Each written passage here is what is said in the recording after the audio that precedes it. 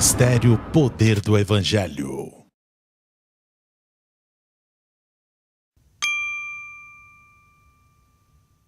Perguntou Manoá ao anjo do Senhor: qual é o teu nome?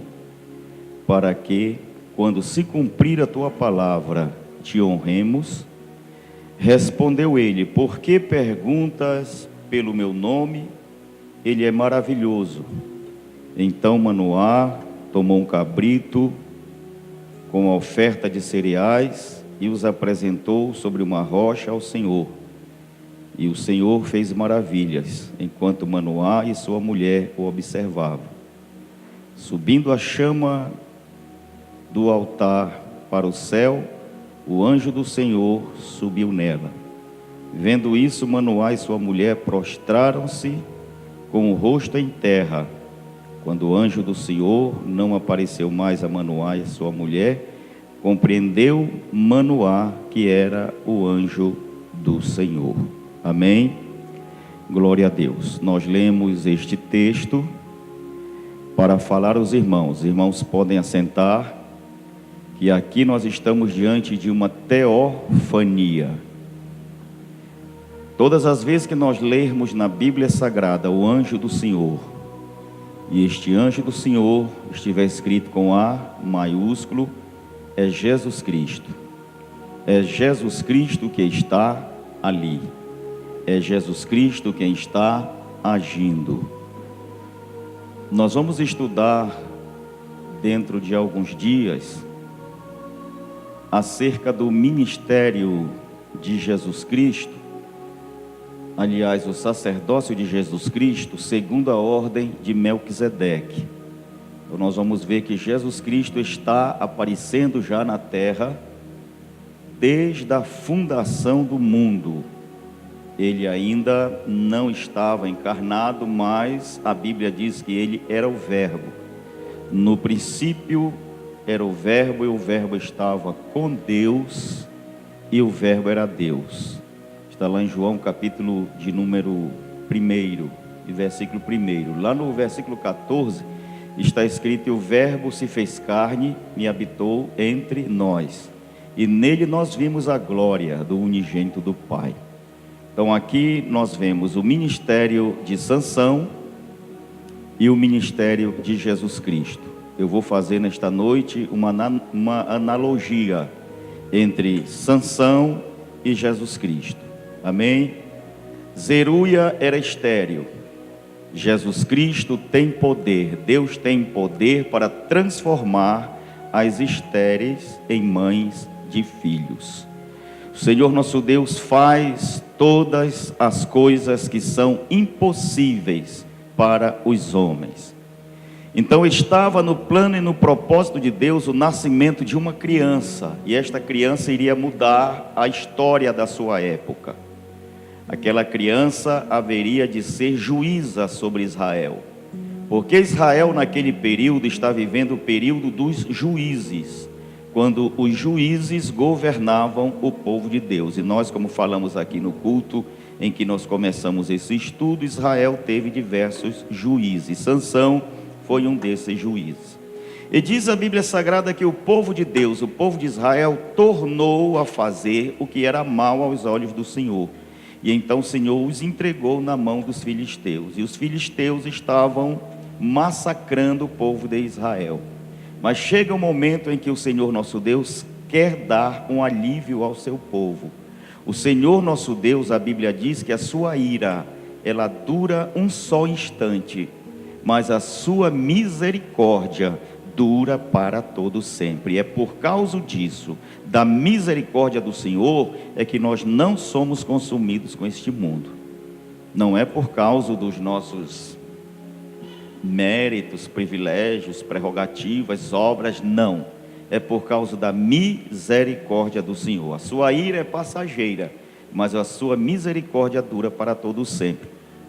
Então o Senhor nosso Deus resolveu abençoar o seu povo novamente. E como viria essa bênção? Como viria a prosperidade do povo de Israel? Através da derrota dos filisteus. O Senhor Jesus Cristo veio para derrotar o inimigo das nossas almas, para que nós tivéssemos a vitória total e completa nele e a felicidade eterna que perdurará por toda a eternidade. Quem está me entendendo, diga amém. Glória a Deus. Então o Senhor nosso Deus visita novamente o seu povo com a sua misericórdia. E Ele permite então o nascimento de uma criança que vai se tornar um juiz. Porém o nosso Deus, que haveria de usar Sansão como usou, eu expliquei aqui na terça-feira passada que o Senhor não usa vaso sujo. O Senhor não usa pessoas de qualquer maneira, pessoas apodrecidas no pecado, pessoas misturadas com o mundo, compromissadas com o mundo e com o pecado. Ele não pode usar, porque Ele é santo, 3 vezes santo. Quando nós falamos 3 vezes santo, nós estamos dizendo que Jesus é santo em toda a plenitude da santidade. Ele é perfeitamente santo, inteiramente santo, totalmente santo. Nele não há nada impuro, nele não há variação alguma. Amém?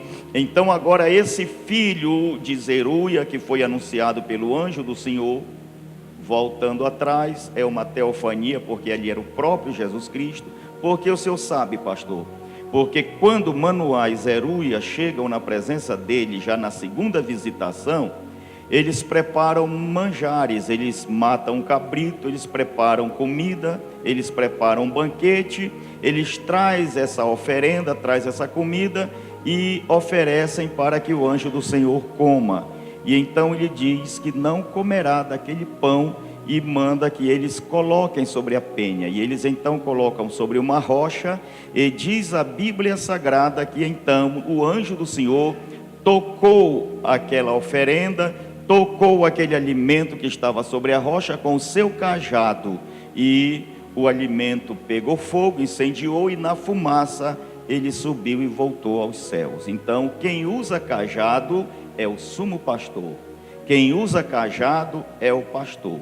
O símbolo do pastor é o cajado. Ali estava Jesus. Se fosse Miguel que tivesse descido, o anjo Miguel, o arcanjo Miguel, ele teria tocado com a espada.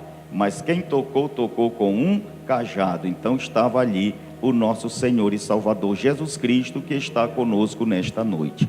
Quem sente a presença e a glória dele aqui, glorifique o seu santo e maravilhoso nome. Amém? Até aí os irmãos entenderam.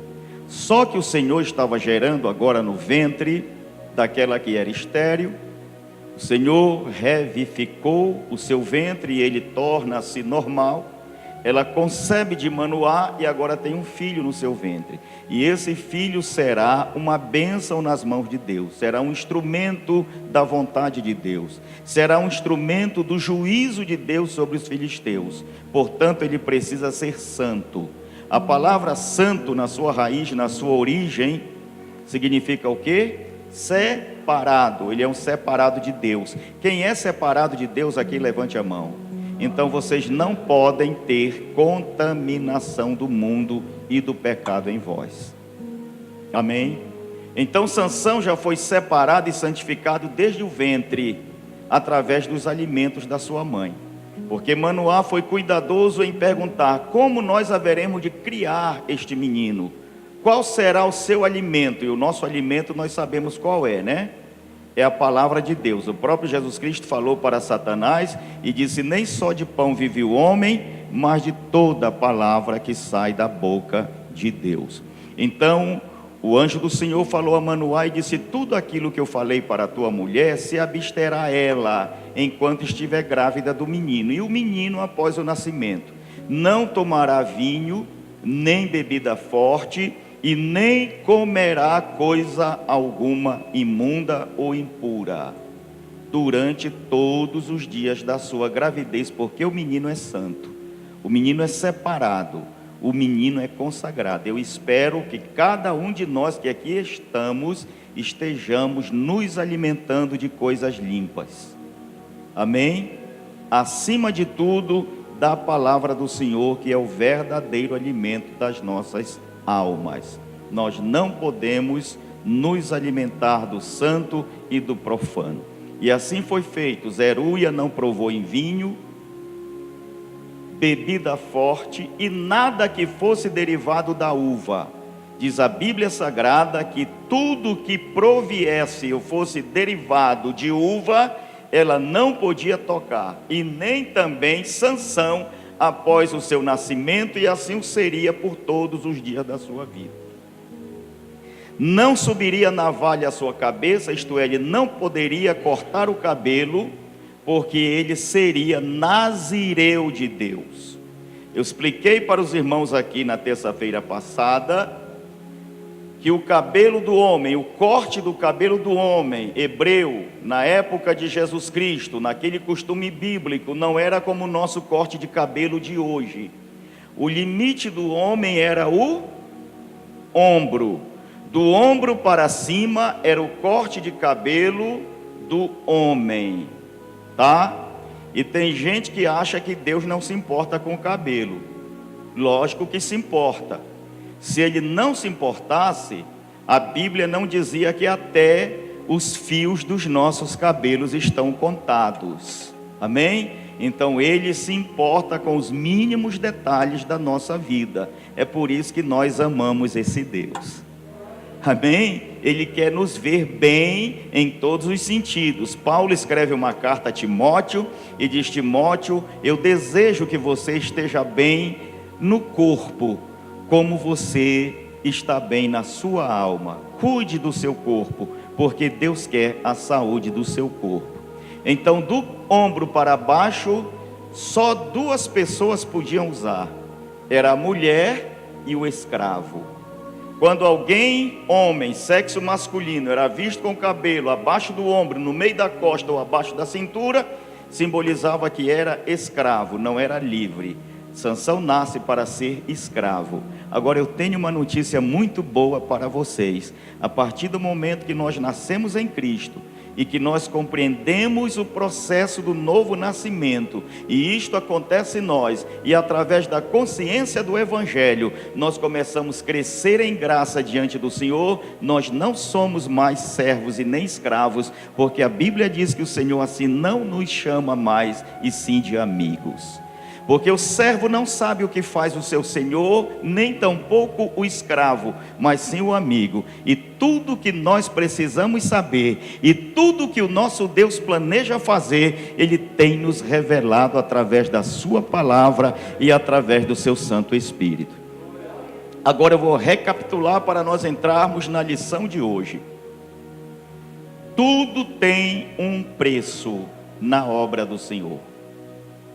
Existem pessoas que querem fazer a obra do Senhor, mas não querem sofrer. E nós louvamos a Deus porque hoje, quando nós chegamos nas empresas, nos repartimentos públicos, hoje nós somos tratados bem, né, Claudinho? Porque nós somos crentes. É o pastor? Ah, o pastor. Traz um cafezinho para o pastor. Ah, o Claudinho é músico, é guitarrista da igreja, ele toca no louvor, lá na igreja eu já vi ele tocando, e hoje ser crente é status. Mas irmãos, para nós chegarmos até aqui, muito sangue foi derramado. Coliseu Romano, noite de São Bartolomeu na França, quando os servos de Deus eram queimados, entregues aos leões ferozes. Mas mesmo assim, irmãos, a Bíblia Sagrada continua nos dizendo, ela não deixou, ela não mudou o seu discurso. Ela continua nos dizendo: aquele que quiser viver piamente, padecerá. Será criticado, será zombado, vilipendiado. E para vocês estarem hoje aqui, eu tenho certeza que vocês fizeram esforço.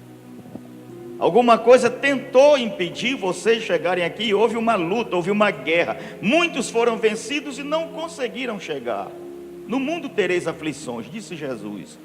Mas tem de bom ânimo, eu já venci o mundo está vencido. E quem venceu foi Jesus Cristo. Amém? Então agora tem um preço a ser pago, há uma renúncia. Jesus Cristo mesmo disse: aquele que quiser vir após mim, negue-se a si mesmo, tome cada dia a sua cruz e siga-me. Agora imagine Sansão. Sansão não é escravo, mas é nazireu. E agora ele começa na sua infância a sofrer bullying. Alguém olha para Sansão, Sansão é um menino, mas tem cabelo de menina. Porque não está o corte à altura do ombro, está abaixo do ombro. E agora alguém começa a zombar de Sansão e dizer: é uma menina, é a Sansoa, é uma garota, é uma menina. Se fosse nos nossos dias, diriam assim: é bicha. Ou coisa parecida, né, irmão Zé? Quantas e quantas vezes a gente não leva a pecha de covardes, medrosos, sangue de barata, porque a gente não revida, a gente não paga o mal com o mal, mas seguimos o que a Bíblia nos ensina, oramos pelos que nos perseguem, e amamos os que nos odeiam, e quando nos batem de um lado, nós oferecemos o outro, e se nos convidarem para caminhar uma milha, nós iremos com eles, estamos dispostos a ir com eles, 2. E se nos levarem a capa, nós também entregaremos a túnica, e por causa disso nós somos zombados, escarnecidos, porque a filosofia desse mundo é a vantagem em tudo, mas o Evangelho nos ensina que é perdendo que se ganha. Aquele que quiser ganhar a sua vida, perdê-la-á, mas aquele que perder a sua vida por amor de mim, achá-la-á. Este é o conceito pleno e verdadeiro do Evangelho de nosso Senhor e Salvador Jesus Cristo. Amém? E agora Sansão começa a sofrer porque ele é diferente dos demais. Nós somos diferentes dos demais. Senhor Jesus Cristo nos comprou com seu sangue para nós sermos diferentes. A Bíblia diz que nós somos o sal da terra e nós somos a luz do mundo. Amém? Louvado seja o nome do Senhor. Nós não temos o direito, na maioria das coisas, que as pessoas que não são escolhidas por Deus têm esse direito. Tem muitas coisas que nos convêm, mas em Cristo não nos é lícito. O apóstolo Paulo disse: tudo me é lícito, mas nem tudo me convém. Tudo me é lícito, mas eu não me deixo dominar por nenhuma dessas coisas. Nós somos povo de Deus, irmãos. Nós somos chamados para ser diferente. Nós não podemos servir a Deus e andar de mãos dadas com o mundo. A palavra do Senhor diz: não ameis o mundo e nem as coisas que no mundo há, porque se alguém amar o mundo, o amor do Pai não está nele. Eu não estou falando no mundo cósmico, natural, natureza. Estou falando do mundo sistêmico, isto é, sistema pecaminoso deste mundo. Muitas coisas nós temos vontade, a nossa carne deseja, mas como servos de Deus, nós não podemos. Nós temos que frear os nossos instintos e os nossos desejos carnais.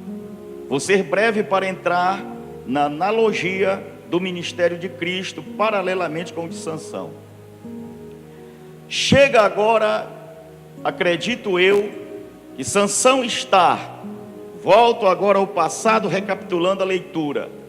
Sansão está diante de um quadro que traz mais alegria ao povo judeu. E eu falei aqui na terça-feira passada que era a colheita das uvas. Na época da colheita das uvas, as uvas eram levadas para um lagar gigantesco, e o povo de Israel ia celebrar ao Senhor, agradecer ao Senhor pelo fruto da terra, pisando sobre uvas. As uvas naquele tempo, como ainda alguns países usam a fazer dessa maneira, usando esse sistema, o suco era feito com as pessoas pisando sobre as uvas. É por isso que quando o Senhor vier lá naquele vale do Armagedon, quando ele descer no monte das oliveiras e se partir a terra e o monte, formando um caminho para o povo de Israel, isso aqui já é escatologia, eu vou deixar para outro culto. Nós vemos um personagem gritando e o Senhor está ali já na sua majestade, descendo para Israel juntamente com a sua igreja. E alguém pergunta: quem é esse que vem de Bosra como se fosse para Esdom? Aí ele grita lá do vale, diz: sou eu que sou poderoso em palavras e tenho o poder de salvar. Naquele período ele estará pisando os inimigos de Israel, assim como se pisa as uvas para fazer o vinho, e sangue vai correr naquele vale, que diz a Bíblia Sagrada que vai dar até o freio, vai bater no freio dos cavalos. E alguém grita e diz assim: e que manchas são essas nas tuas vestes? E ele vai dizer, você lembra que ele vai dizer assim: eu sozinho pisei o lagar, e no furor da minha ira não houve um que pisasse comigo. Aí o povo de Israel vai perguntar para ele: que feridas são essas nas tuas mãos?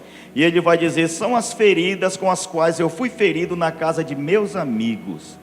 Eles vão reconhecer que é o Senhor Jesus e vão se curvar diante dele. O Senhor entrará em Jerusalém e será cultuado no templo, que acredito que já está tudo preparado para ser erguido novamente, o terceiro templo. Por isso nós sabemos que a vinda de Jesus está às portas. Então vamos voltar para o lagar na época de Jesus, ou dos profetas, dos patriarcas.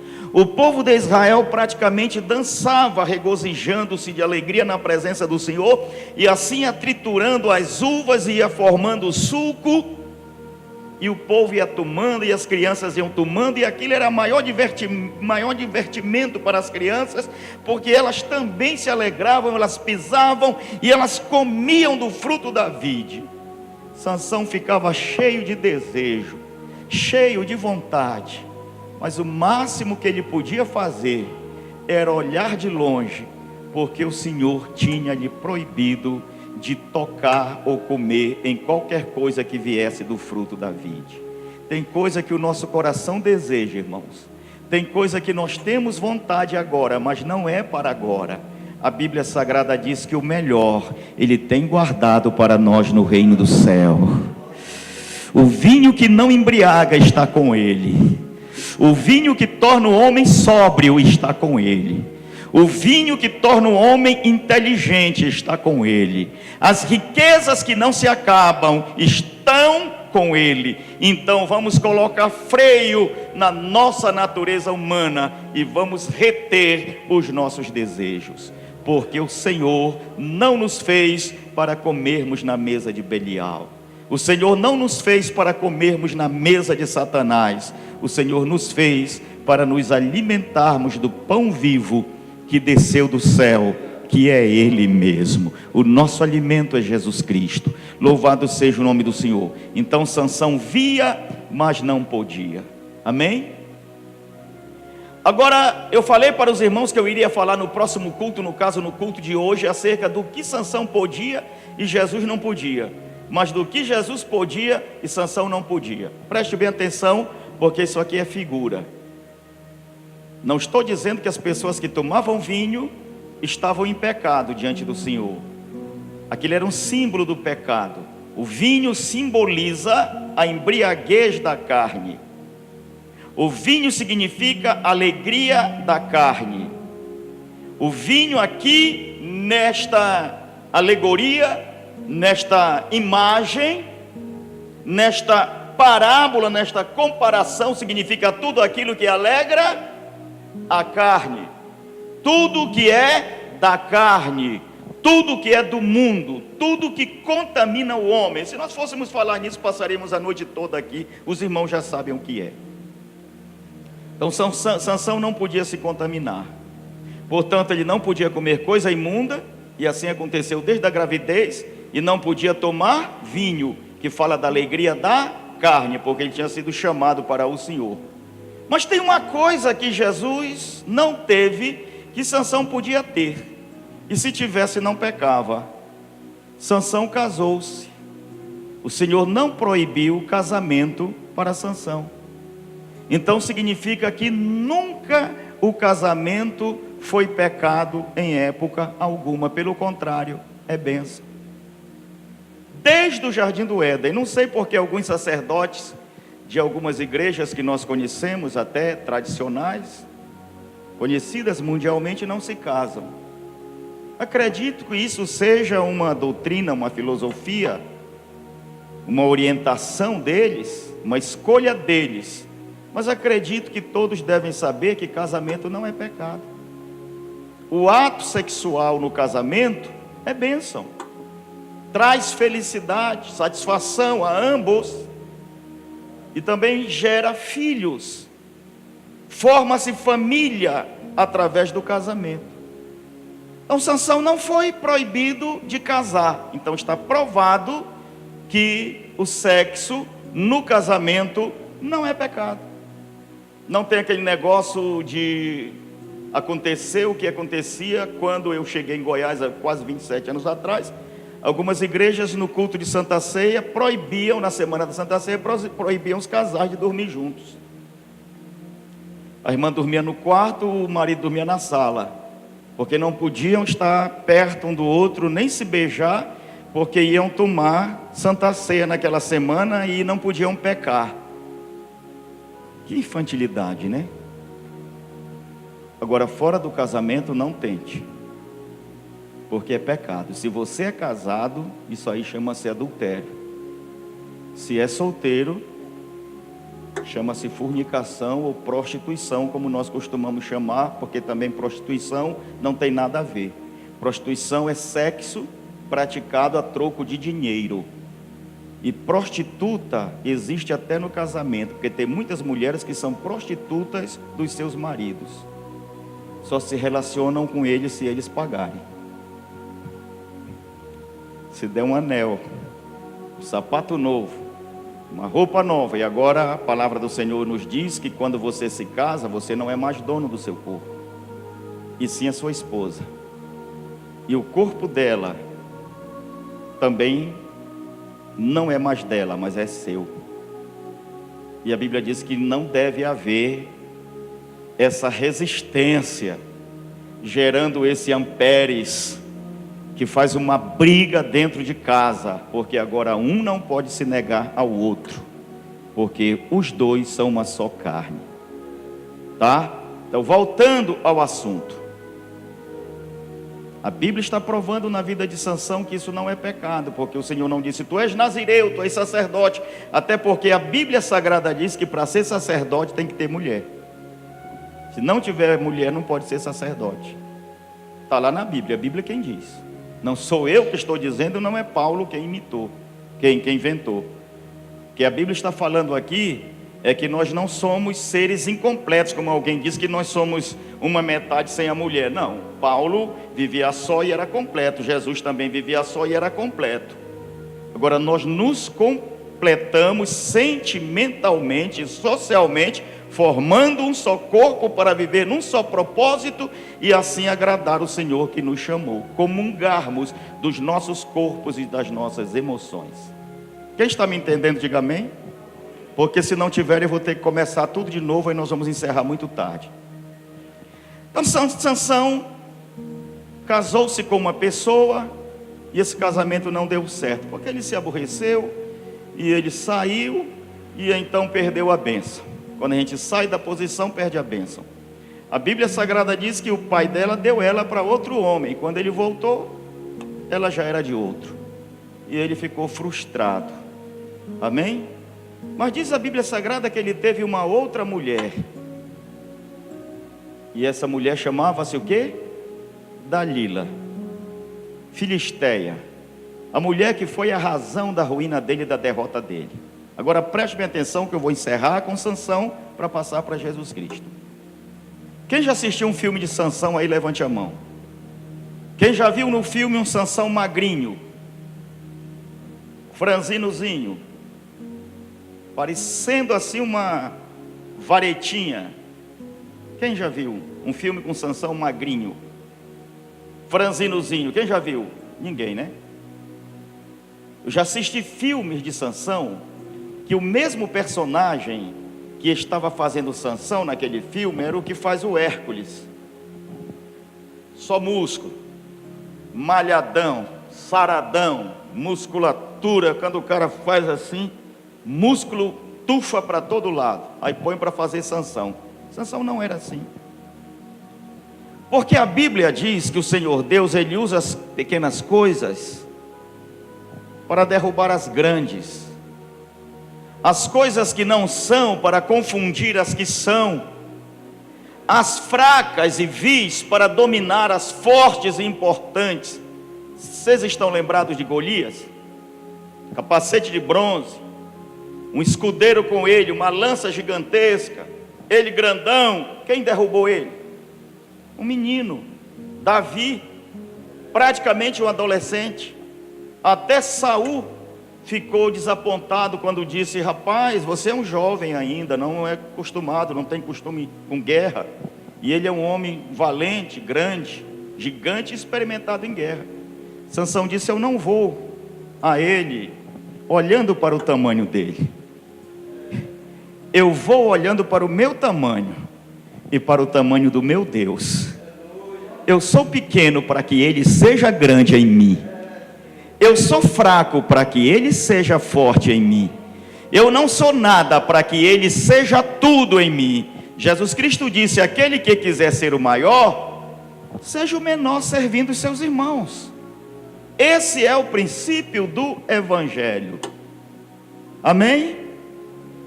Nós não somos medidos por aquilo que nós achamos que somos. Nós somos medidos por aquilo que nós queremos que Deus seja na nossa vida. Quantos podem glorificar a Ele? Levante a mão e glorifique o seu santo maravilhoso nome. Então o povo ficava impressionado porque Davi não tinha, aliás, Sansão não tinha músculos, não tinha tamanho. Mas quando o Espírito do Senhor vinha sobre ele, o segredo está, irmãos, quando o Espírito do Senhor vem sobre nós, aleluia, diga ao fraco: eu sou forte, porque é o Senhor quem nos fortalece. O segredo é quando o Espírito do Senhor vem sobre nós, aí tudo muda, aí tudo é diferente e o mundo não entende. A vida dos filisteus era uma pergunta constante: em que consiste a grande força de Sansão? Em que consiste a grande força de Sansão? Em que consiste? Porque eles sabiam que no porte físico não era. Todos os homens fortes e guerreiros e forçudos daquela época eram malhados, tinham um corpo forte, praticavam halterofilismo, ficavam gigantes, cheios de músculos, de força. Mas Sansão não tinha nada disso. Sansão apenas não bebia vinho e não comia coisa imunda. Sansão era apenas separado para o Senhor. Essa é a diferença. Quem é separado do mundo para viver uma vida santa para o Senhor, levante a mão e glorifique ao Senhor. É tudo que o Espírito Santo precisa para descer sobre você e você vencer todas as lutas deste mundo. Eu não seria nada se o Espírito do Senhor não estivesse sobre mim. Nem poderia falar aos senhores e às senhoras nesta noite se o Espírito do Senhor não tivesse sobre mim nesta noite. Então Sansão tinha um pacto com o Senhor. Não bebia vinho, não comia nada que viesse da vide, não comia comida imunda. Quer dizer, ele não introjetava para dentro de si o pecado. Ele não se contaminava. Irmãos, o mundo para nós não é problema nenhum, contanto que ele não esteja dentro de nós. Ele lá fora e a gente aqui cheio do Espírito Santo, nós vencemos o mundo. Isso não é problema nenhum para nós. Tem gente que fica preocupado com o mundo, com medo do diabo. Se nós estivermos cheios do Espírito Santo, irmãos, o que nos interessa e nos importa é o que está dentro. A Bíblia diz: maior é aquele que está conosco do que aquele que está no mundo. Amém? Louvado seja o nome do Senhor. Então o Espírito do Senhor descia sobre ele por causa do pacto, por causa do compromisso, por causa da fidelidade. Ele era vaso, não podia se contaminar. Aí eles perguntavam: em que consiste? Em que consiste? Em que consiste? Em que consiste? E quando eles procuram, todos conhecem a história, eu não vou mais repetir, eles procuram Dalila para saber em que consiste a força de Sansão. Sansão enganou ela diversas vezes, disse: se fizerem 7 tranças, dos meus cabelos fixarem como a estaca, então eu me tornarei fraco como os homens comuns. Então ela fez isso, e os filisteus chegaram, e ela gritou: Sansão, te acorda, os filisteus vêm sobre ti. Ele levantou-se, quebrou as cordas que amarravam a ele, e assim ele brincou diversas vezes com o pecado. Até que chega o momento em que ela nota que ele está inteiramente apaixonado e amando ela demais da conta, como nós dizemos aqui em Goiás. Então ela viu que chegou a hora de dar o bote. Ela se fez de rogada, se fez de sentida, se fez de ferida e magoada. E ninguém que ama a sua esposa quer ver a sua esposa ferida e magoada. Aí Sansão procura o sorriso não está mais nos lábios dela. Ela desvia os seus olhos dele e isso o incomoda. E ele então tenta reconquistá-la de volta, e ela diz: como eu posso confiar num homem que por 3 vezes me enganou? Declara-me, peço-te, que me digas em que consistes a tua força. Aí ele revelou para ela, disse: é porque eu sou separado de Deus, é porque eu sou um nazireu de Deus, é porque eu sirvo ao Senhor dos senhores, ao Deus dos deuses, e eu tenho compromisso com Ele. Tudo aquilo que Ele me mandou fazer, eu faço. Porém, Ele revelou o segredo, e segredo com Deus não se pode revelar a ninguém. Nós precisamos desenvolver relacionamento estreito com Deus, mas que isso não seja o motivo de nós sairmos na rua tocando trombeta e propagando para os 4 ventos da terra, como os fariseus que assim o faziam. A Bíblia Sagrada diz: quando você quiser falar comigo, Jesus ensinando seus discípulos: entra no teu quarto, fecha a tua porta, fala com teu pai em secreto, e o Deus que te vê em secreto te recompensará publicamente. É Ele que vai fazer a propaganda de você, é Ele que vai elevar você a patamares mais altos, ao ponto de alguém olhar para você e dizer: esse aí verdadeiramente é um homem de Deus, como aquela mulher fez com o profeta Eliseu, que passava pela sua casa todos os dias. Ele revelou o segredo, e ele disse: no dia que eu beber vinho, ou eu comer coisa imunda, ou cortar o meu cabelo, eu serei fraco, porque o Espírito do Senhor sairá da minha vida. Irmãos, eu não tenho medo de nada nessa terra, não tenho medo de perder nada nessa terra, até porque eu não tenho nada. Mas todos os dias eu oro e digo: Senhor, não me deixa viver 1 minuto sequer sem o teu Espírito. Se eu ficar 1 segundo sequer sem o teu Espírito, basta um lapso de tempo para o meu adversário prevalecer contra mim, para a minha carne me vencer, para o mundo me vencer, para o diabo me jogar no rosto e escarnecer de mim, como fizeram com Sansão no templo de Dagom. Sansão revelou o segredo. Os barbeiros entraram, cortaram o cabelo, e ela gritou: os filisteus vêm sobre ti. E ele disse: já me levantarei como das outras vezes. O Espírito Santo não nos faz diferente de ninguém no aspecto, e nem nos faz sentir super-homens. É no momento de ser usado que Ele nos usa, é no momento de fazer as obras que Ele faz por nós. Das outras vezes também Sansão não sentia nada de anormal, um frisson, um calor, alguma coisa entrando em ebulição dentro de si. Não, era só na hora de agir que o Espírito Santo fazia por ele. Jesus Cristo, ensinando os seus apóstolos, disse: não vos preocupeis com o que vocês vão falar, porque na hora que vocês abrirem a vossa boca, o Espírito Santo falará por vós. Amém? Então Sansão, como das outras vezes, não estava sentindo nada, porque realmente das outras vezes também não sentia nada, porque quem fazia era o Espírito. Às vezes nós estamos mortos achando que estamos vivos. E às vezes estamos vivos achando que estamos mortos. Porque na lógica de Deus, na equação de Deus, como eu falei no domingo passado aqui, tudo é engenharia reversa. É quando achamos que somos fracos, é que somos fortes. E quando achamos que somos fortes, é que somos fracos. Porque o poder de Deus se aperfeiçoa exatamente na nossa fraqueza. Portanto, diga ao fraco: eu sou forte. Quem pode dizer aí? Então diga assim: eu sou forte. Amém. Graças a Deus. Porque Cristo nos fortalece. E quando ele se levantou dizendo: será como das outras vezes? Não foi mais como das outras vezes. Porque o Espírito Santo havia se retirado.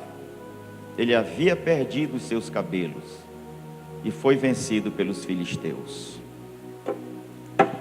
Agora vamos para Jesus Cristo. Jesus Cristo tomou vinho, mas não teve mulheres. Sabe por quê?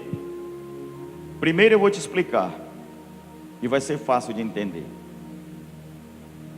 O casamento, humanamente falando, é para a plenitude e completude da vida. O homem precisa de uma mulher, e a mulher precisa de um homem.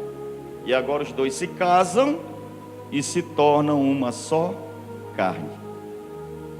E agora vão viver juntos até que a morte os separe. Também é a grande chance e oportunidade de proliferação da espécie, gerar filhos. Quem constitui uma família, ou quem casa, está pensando em constituir uma família. Às vezes não consegue gerar filhos, mas adota filhos, finda formando uma família. Jesus Cristo não veio à terra para constituir uma família para si. Ele veio para constituir uma família para o Pai. Amém? Portanto, ele não veio gerar filhos por semente corruptível, isto é, pelo semente humana. Ele veio gerar filhos para Deus, de uma semente eterna, de uma semente divina, de uma semente santa, a saber, do Espírito Santo, através da palavra que foi introjetado em nós e gerou dentro de nós um novo ser, uma nova criatura. E eu quero nesta noite desfazer com uma teoria que anda no meio do povo de Deus, dizendo que nós somos filhos por adoção. Jesus Cristo é o filho legítimo, nós somos os filhos por adoção. Não. Ainda que nós tenhamos recebido o direito de adoção, mas a Bíblia Sagrada diz que em Cristo nós fomos gerados, nós fomos feitos de novo, nós somos novas criaturas. Então nós fomos gerados para ser filhos legítimos de Deus, através do sangue de Jesus Cristo. O DNA de Deus foi introjetado em nós. Somos filhos legítimos. É por isso que quando Jesus nos ensina a orar, Ele não nos ensina a dizer Pai, mas Ele nos ensina a dizer Papai, que é o mesmo Abba Pai que está aqui na Bíblia. Depois nós falaremos sobre isso. Intimidade, papai.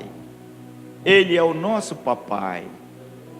Ele nos gerou de novo. Em Cristo nós fomos feitos novas criaturas. Não interessa o que nós fomos para trás, porque o velho homem morreu, e em Cristo nós somos novos. Quando Jesus falou para Nicodemos, ele ficou todo embaralhado. Quando Jesus falou do novo nascimento, Nicodemos disse: porventura poderá um velho voltar ao ventre da mãe e nascer de novo? Jesus Cristo olhou para ele assim, acredito que num tom irônico, e disse: rapaz, e olha que tu és doutor, hein? Tu és doutor em Israel e não sabes disso?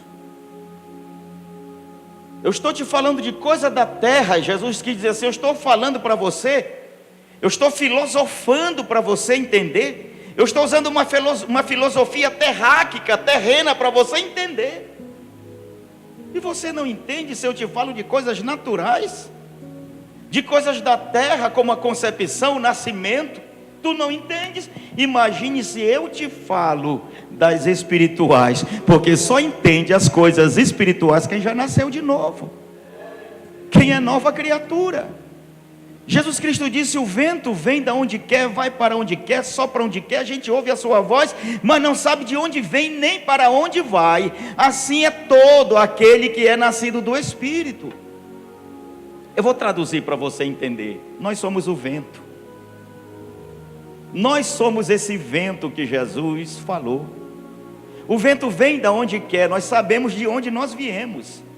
O vento vai para onde quer, a Bíblia está dizendo, e nós sabemos para onde nós vamos. Nós viemos de Deus e vamos para Deus.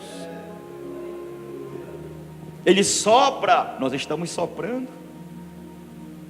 Aquilo que o Senhor sopra nos nossos ouvidos, nós gritamos nos telhados, para que a humanidade saiba e se converta. Nós somos como o vento. Eu estou hoje em Caldas Novas, amanhã eu não sei onde eu estarei. O Senhor poderá me levar para outro lugar. Eu espero que Ele me deixe aqui até o dia da minha trasladação para o céu. Mas se não for vontade dEle, amanhã eu posso não estar mais aqui, assim como a irmã Ana foi membro aqui durante um bom período de tempo, mais de 10 anos, e hoje ela está aqui como visitante, porque mudou-se para o Tocantins. A nossa vida é assim, é como o vento. Agora só tem um detalhe: o mundo não nos conhece, mas nós sabemos quem nós somos. Aleluia! Assim é todo aquele que é nascido do Espírito. O mundo não pode entender o que nós entendemos, irmão, só entende se for nascido do Espírito. Vamos adiante para encerrar, para que não fique muito comprido. Então, Jesus Cristo não casou-se por esse motivo. Já houve alguém por aí dizendo que ele namorou com Maria Madalena, flertou com ela, beijou ela e aquelas coisas. Isso é conversa fiada. Isso é mentira. Jesus não teve namorada. Jesus não noivou. E Jesus também não casou, porque senão teria deixado a mulher viúva.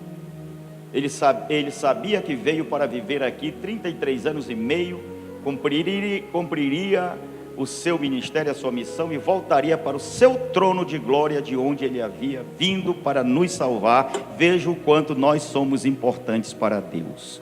Nunca deixe o diabo dizer que você é pequeno, o pequeno é ele. Nunca deixe o diabo dizer que você não é nada, quem não é nada é ele. Sinta-se pequeno. Se considere nada, para que Deus possa ser grande e fazer tudo na sua vida. Mas sou eu que tenho que me achar, não é o diabo dizer. Você me entendeu? Levante a mão e glorifique o nome do Senhor Jesus Cristo. Então Jesus Cristo veio para constituir uma família para Deus, e isto Ele fez. Jesus ainda não casou, porém vai casar, porque a Bíblia fala que lá nas nuvens do céu, quando nós estivermos com Ele, acontecerá um casamento. Nós somos a noiva, portanto Jesus não é casado, Jesus é noivo. Mas isso não é casamento carnal, é casamento espiritual. Significa que assim como Ele é, nós seremos. O marido casa e agora passa a ser uma só carne com a esposa. Quando nós nos encontrarmos com Jesus, com o corpo glorificado, tal qual Ele é, seremos nós também. Aleluia, é isto que alegra a nossa alma. Agora, Sansão não pôde beber o vinho, mas pôde casar. Jesus não casou, mas bebeu o vinho. Ciane colocou no data show, aliás a Joelma. Veja lá, se eu não me engano está lá em Marcos, capítulo 14, versículo 36.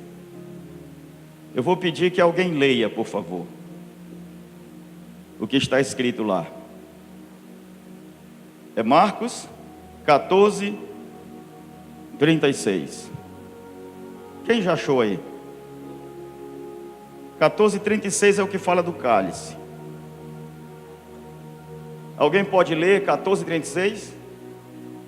Alguém pode ler em voz alta? Alguém quer vir aqui ler com o microfone aqui? Eu vou virar-me para lá e vou ler. E disse: Abba, Pai, todas as coisas te são possíveis, afasta de mim este cálice, porém, não seja o que eu quero, mas o que tu queres. Cálice fala de vinho. Jesus agora vai tomar o vinho. Pastor, mas antes ele não tomava o vinho? Eu não expliquei para os irmãos que era símbolo, era figura, era simbólico. Jesus sentava na mesa, tomava vinho,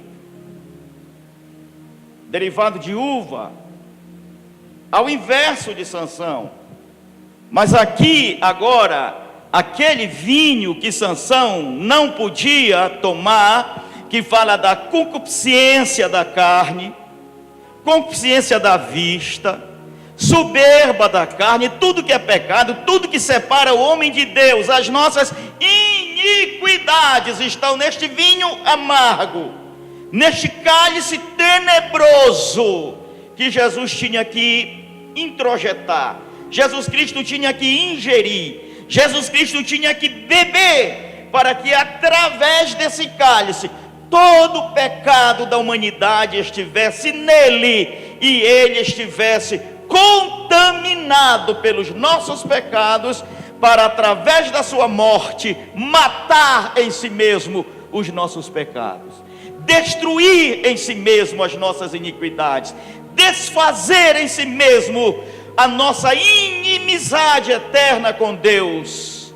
que adquirimos através do pecado, e nos tornar filhos legítimos de Deus, porque o seu sangue não apenas nos limpou, mas nos regenerou e nos transformou em verdadeiros filhos para Deus.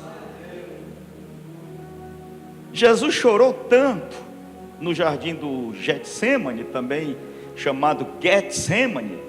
Ele chorou tanto. Não foi com medo da morte, irmãos, porque Ele é o dono da vida.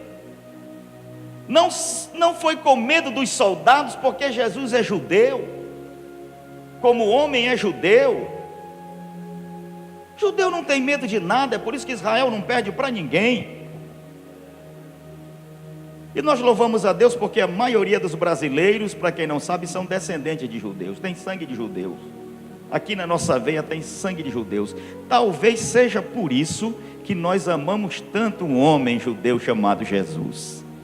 E aqui no nosso país está a maior igreja pentecostal do mundo. Amém? Então Jesus chorou: Pai, se possível for, passa de mim esse cálice sem que eu beba. Jesus nunca tinha pecado. Jesus não cometeu um pecado sequer. Mas agora Ele vai tomar o cálice, Ele vai tomar o vinho, Ele vai receber nele o nosso pecado. Todo o nosso pecado vai passar para Ele. E Ele vai se sentir pecador. Ele vai se sentir nojento. Ele vai se sentir imundo pelos nossos pecados. E não é somente Ele, o Pai também, porque o Pai vai virar as costas para Ele. Ele vai levar todas as nossas iniquidades. A Bíblia diz que Ele é perfeito, mas se tornou imperfeito por nós. Ele é puro, mas se tornou impuro por nós. Ele é santo, mas se tornou pecador por nós. Pai, afasta de mim esse cálice, sem que eu beba. O que Sansão não bebeu para ser santo, Jesus bebeu para nos santificar. Pastor, mas ele se tornou pecador também? Se tornou. A Bíblia Sagrada diz que ele se fez um pouco menor do que os anjos, mas foi por um curto período de tempo, porque quando ele recebeu sobre si os nossos pecados, ele foi cravado na cruz, ele foi traspassado pelos cravos e pelas lanças, e ele bradou dizendo: Pai, tudo está consumado, nas tuas mãos eu entrego o meu espírito, e morreu. Lá no santuário, o véu da separação foi rasgado de alto a baixo, simbolizando que a nossa salvação não começou daqui para lá, mas ela foi projetada lá e foi concluída aqui, na pessoa de nosso Senhor e Salvador Jesus Cristo. A Bíblia diz que a natureza se revoltou. Se nós formos estudar física quântica, nós vamos ver fenômenos quânticos acontecendo na morte de Jesus Cristo. Revolta da natureza por causa das atrocidades do homem.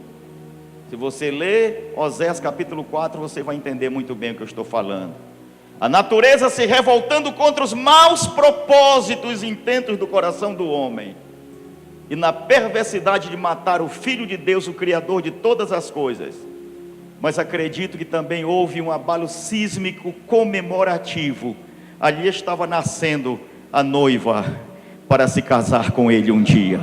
Louvado seja o nome de nosso Senhor e Salvador Jesus Cristo. Quando ele morreu, ele cancelou os nossos pecados. Ele destruiu nele as nossas dívidas, os nossos pecados, as nossas impurezas. E quando ele ressuscitou, a dívida estava paga. Ele não ressuscitou mais contaminado pelos nossos pecados. Ele não ressuscitou mais sendo portador dos nossos pecados, mas ele ressuscitou nos trazendo a coroa da vida. A Bíblia Sagrada nos mostra claramente, quando ele ressuscita, ele brada: aonde está, ó morte, a tua vitória? Aonde está, ó morte, os teus agrilhões? Ele ressurgiu dos mortos para dar dádivas aos homens, presentes aos homens, dar dons aos homens. É o que nós temos recebido da parte dele. Na ressurreição de Jesus Cristo consiste a nossa vitória. Na ressurreição de Jesus Cristo nós fomos feitos de novo. Amém? Sansão não levou a cabo todos os seus intentos com relação ao seu ministério, apesar de que na sua morte ele matou muito mais pessoas do que ele matou em toda a sua vida. Agora vamos ver o paralelo entre os dois. Na morte de Sansão, ele matou muito mais pessoas do que ele matou quando estava vivo e no seu ministério. Com Jesus é diferente. Na sua morte e na sua ressurreição, e através da sua ressurreição, ele ressuscita milhares de milhares e milhões de milhões para viverem uma vida plena para o Senhor. Na sua morte, ele mata o nosso velho homem, ele mata o nosso pecado, ele destrói e aniquila a nossa maldade, ele vence o nosso inimigo, e na sua ressurreição ele nos dá uma credencial e um certificado de nascimento, dizendo que verdadeiramente nós somos filhos de Deus. Amém? Encerramos aqui o estudo de hoje.